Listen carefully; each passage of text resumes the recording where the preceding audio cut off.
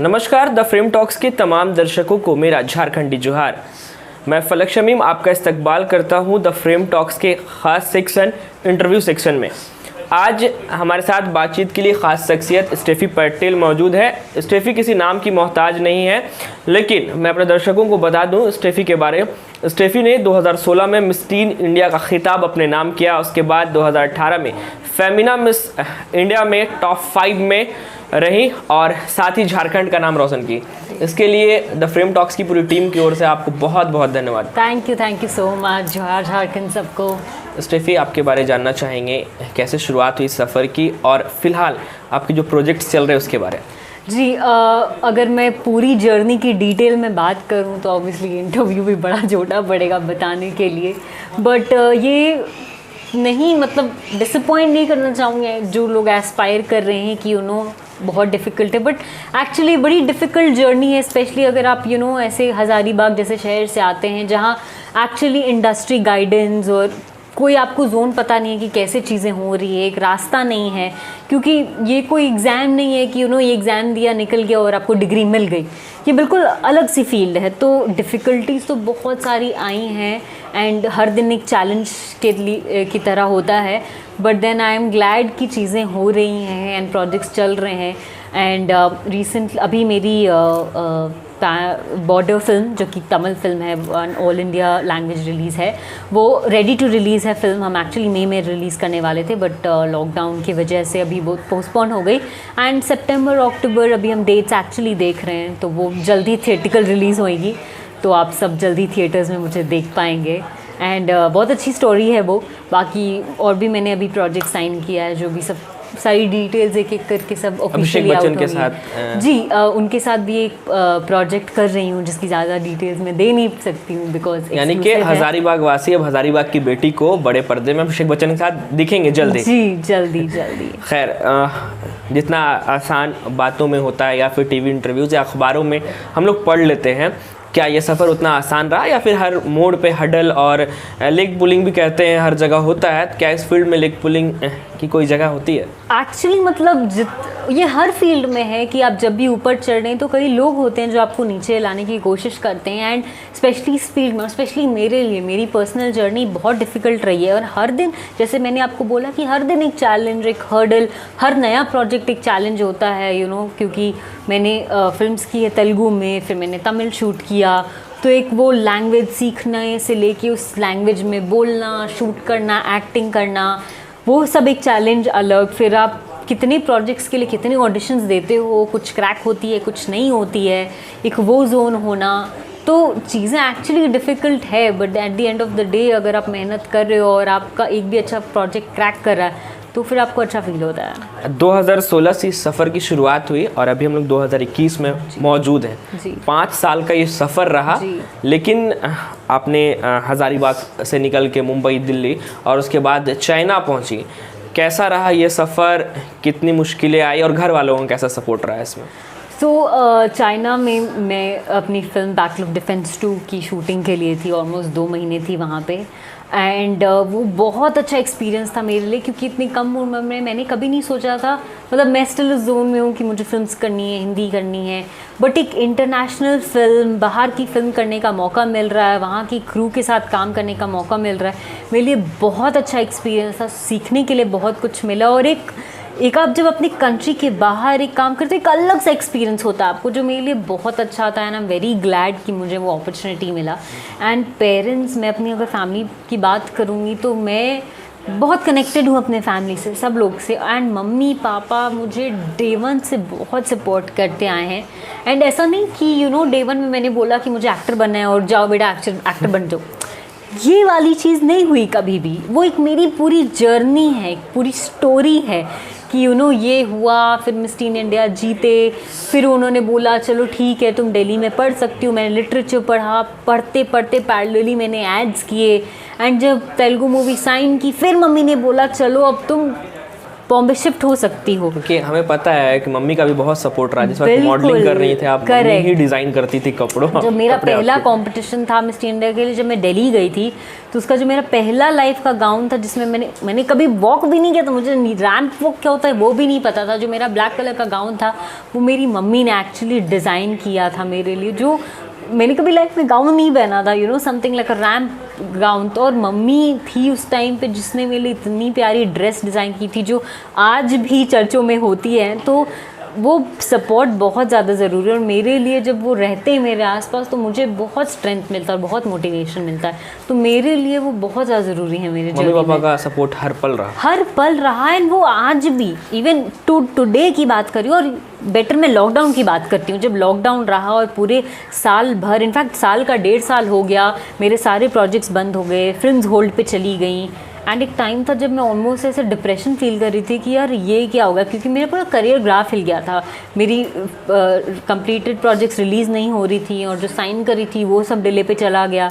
तो उस time parents ही थे, मम्मी थे, पापा थे, जिन्होंने मुझे मोटिवेट किया कि कोई बात नहीं, सब में की लाइफ में भी प्रॉब्लम है, पूरा कंट्री इससे गो थ्रू कर रहा है, तो टेंशन मत लो। अगर पेंडेमिक की बात की जाए तो सिर्फ बिजनेसमैन को ही नहीं नुकसान हुआ, एक सेलिब्रिटी को भी परेशानी का सामना करना पड़ा। क्योंकि मेरे लिए 2020 में लॉकडाउन था, मेरे इस साल 2 फिल्म रिलीजेस थे, एक इंडिया में और एक इंटरनेशनल।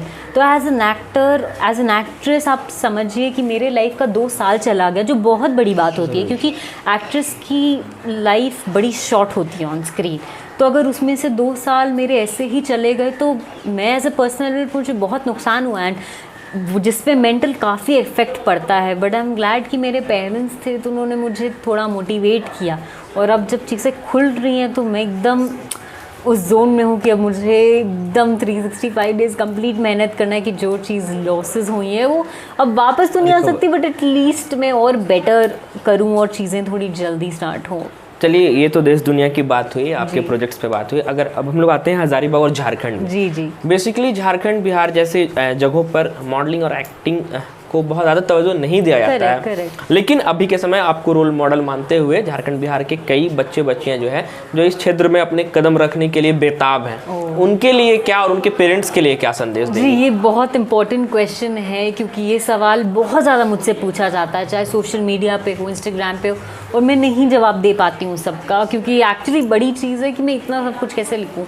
तो मैं बोलना चाहूँगी कि जो लोग, आई एम ग्लैड सबसे पहले कि लोग मुझे रोल मॉडल या मेरी जर्नी फॉलो करके इंस्पायर हो रहे हैं, तो I am very glad, and मैं आई फील लकी कि मैं एक्चुअली आई मेड समवेयर कि ये चीज़ें लोग मुझे देख रहे हैं, फॉलो कर रहे हैं। बट देन ऑल जो टीनेजर्स जो मुझे फॉलो कर रहे हैं, जर्नी देख रहे हैं और इस फील्ड में एक्चुअली आना चाहते हैं, चाहे एक्टिंग हो या मॉडलिंग हो, मैं एक चीज़ बताना चाहूँगी कि पढ़ाई बहुत ज़्यादा इंपॉर्टेंट है। आई फील कि आप कई बार आपको लगता होगा कि मुझे एक्टर बनना है, मैं क्यों पढ़ूँ, ये साइंस का क्या काम। मैं भी एक साइंस स्टूडेंट थी, so I have also studied the same thing, physics, chemistry, maths, and उसके बाद भी मैंने IIT दिया, एंड वो सारी जर्नी मेरी भी थी।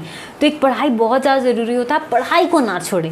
आपको अगर पसंद है एक्टिंग, डांसिंग, मॉडलिंग, तो आप वो करें, पैरेलली रखें, बट ऐसा कभी ना करें कि मैं पढ़ाई तो छोड़ दी, अब मेरे को यही करना है। वो बड़ा मुश्किल सा एक जोन हो जाता है, बिकॉज ये फील्ड बड़ा इनसिक्योर और डिफ़िकल्ट है, विदाउट अ डाउट। और पेरेंट्स को ये बोलना चाहूँगी कि अगर आपके बच्चे कुछ अलग करना चाह रहे, तो उनको डीमोटिवेट ना करें कि ये तो बिल्कुल नहीं।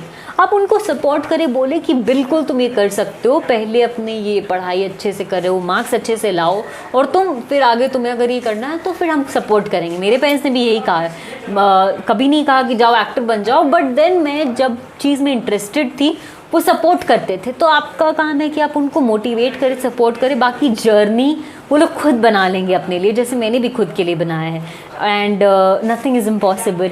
अगर मैं हज़ारीबाग से आके इंडिया के बाहर जाकर फिल्म्स कर सकती हूँ, तो कोई कुछ भी कर सकता है, बिकॉज मैंने कभी नहीं सोचा था कि मतलब मैं मिस इंडिया स्टेज पे जाऊँगी, वहाँ कम्पीट करूँगी या बाहर की फिल्म शूट करूँगी। तो ये जब सच हो सकता है, तो कुछ सिर्फ एक सवाल आपसे और करेंगे कि कई लोग हैं जो कि काबिलियत है उनमें, लेकिन उनको एक मौका नहीं मिल पाता है, और अब आप उस जगह पहुंच चुकी हैं कि कई लोगों को भी आप जी, जी। उस सफ़र का एक हिस्सा बना सकती हैं। correct। तो क्या आप लोगों के वैसे कोई नीडी या नहीं बोलेंगे, नीडी वर्ड Talented है, जिनको नहीं मिल रहा है। तो क्या उनकी हेल्प के लिए आप आगे आएंगे? नहीं, मैं बिल्कुल, मतलब कई बार मैं जनरली कई बार अपना सोशल मीडिया इसीलिए चेक करती हूँ कि किसी को कोई क्वेश्चन है कि, एंड कई बार मैंने किया है जब कोई कहीं जाना चाह रहा है कंपटीशन में, मैं उनको बताती हूँ कि आप यहाँ मत जाइए, ये सही प्रोजेक्ट नहीं है, आपको अगर करना आप इस चीज़ के लिए मेहनत करिए। उसमें अगर आपको कोई गाइडेंस चाहिए तो मैं जितना हो सकता है वो करती हूँ। अभी भी जब कभी मूवी की ऑडिशन, कभी रिक्वायरमेंट आती है कहीं बाहर की कि इनको इस जोन के एक्टर्स चाहिए, तो मैं उसको अपना शेयर कर देती हूँ कि जो भी अगर मुझे देख रहे हैं तो शायद उनको पता चले, जो जनरली उनको ना पता चल सके। तो मतलब मैं बहुत, अगर इवन आपके थ्रू किसी को है ना कभी कि मुझे चाहिए बताएं, पता नहीं चल रहा है, क्योंकि अब मुझे थोड़ी चीज़ें तो पता है तो मैं उनका हेल्प कर सकती हूँ जो मुझे बताने वाला कोई नहीं था। तो क्योंकि इन दिनों ये भी बहुत देखा जाता है कि बहुत से NGOs या फिर कोई एजेंसीज है वो भी मॉडलिंग कंपटीशन सेम नेम से कुछ आगे पीछे चेंज करके आ गए हैं। यानी कि कहा जाए तो कहीं ना कहीं एक तरह से जो मॉडल है या फिर एक्टर एक्ट्रेस है, शोषण ही एक तरह से कहा जा सकता है। वो बहुत ज़रूरी है। आज मैं देख रही हूँ कि एक ही कंपटीशन बहुत सारे नाम से हो रहा है, एंड पेरेंट्स का भी अब जोन हो गया कि नहीं, पेरेंट्स भी काफ़ी सपोर्ट करने लगे, तो काफ़ी लोग जा रहे हैं कॉम्पिटिशन्स में, बट वो आपकी रिस्पॉन्सिबिलिटी। अब ये एक चीज़ है कि ये जो कोई भी कॉम्पिटिशन तो थोड़े ईजी होते हैं, और जो एक्चुअली कॉम्पिटिशन वो बहुत डिफ़िकल्ट होते हैं। तो बट आपको खुद को उस वे में प्रिपेयर करना होगा कि आप मेन कॉम्पिटिशन क्लियर करें, जहाँ कोई रजिस्ट्रेशन फ़ीस, कोई मनी इन्वॉल्वमेंट नहीं होता है, तो आप खुद के टैलेंट के बेसिस पे उसमें आप आगे जाते हैं। तो आप उस चीज़ पे फोकस करें रादर देन कि आपकी ज़्यादा फंड्स और ये सब चीज़ें ना लगे, एंड देन पेरेंट्स भी बेटर फिर हैप्पी होंगे, फिर आपको और ज़्यादा सपोर्ट करेंगे। तो इसमें मॉडलिंग की कंपटीशन में अगर कोई पार्टिसिपेट करते हैं तो IQ भी बहुत ज़रूरी होता है, बहुत ज़्यादा ज़रूरी होता है। तो और किन किन चीज़ों का ख्याल रखा जाता है उसमें? सबसे ज़्यादा कॉन्फिडेंस की ज़रूरत है, बिकॉज आप कुछ भी कर रहे हैं आपका कॉन्फिडेंस देखा जाता है, वो बहुत ज़्यादा इंपॉर्टेंट है। एक वो चीज़ है, बाकी आपकी पर्सनालिटी देखी जाती है कि आप वाई आर यू स्पेशल।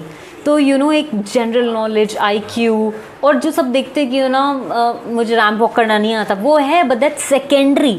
अगर आप कॉन्फिडेंट हैं, अगर आपको नॉलेज है, अगर आपको चीज़ों की अवेयरनेस है, अगर आप अच्छी बात कर सकते हैं, अपना अपनी थॉट को सामने रख सकते हैं, तो आप बहुत एलिजिबल हैं किसी भी कंपटीशन में compete करने के लिए। चलिए स्टेफी, बात अगर स्टार्ट हुई है तो बहुत देर तक जाएगी, लेकिन क्योंकि हम लोग इंटरव्यू कम बात ज़्यादा कर रहे हैं, तो इसलिए फिलहाल हम लोग यहीं पर इसको एंड करते हैं और फिर हम लोग मिलेंगे और कुछ नई चीज़ों पे बात होगी।